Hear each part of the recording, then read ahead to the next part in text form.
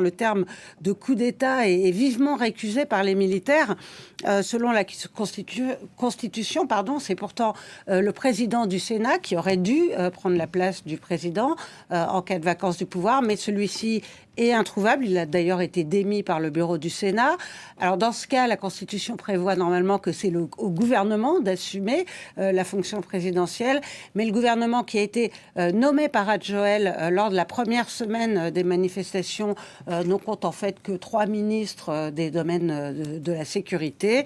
Et puis, de toute façon, cette constitution qui avait été adoptée en 2010, alors que le pouvoir avait été mis en place par un coup d'État, cette constitution a été jugée caduque par les militaires.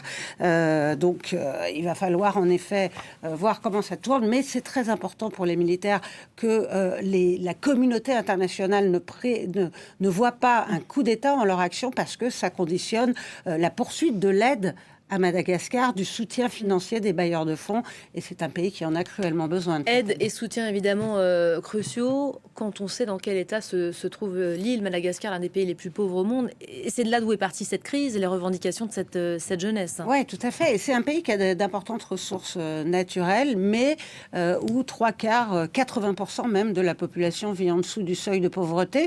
C'est un pays aussi où la corruption est très importante, puisque selon l'indice de Transparency International, Madagascar est placé au 140e rang sur 180 pays. La génération Z attend donc de pied ferme des réformes sur la corruption, le système éducatif aussi, la liberté d'expression.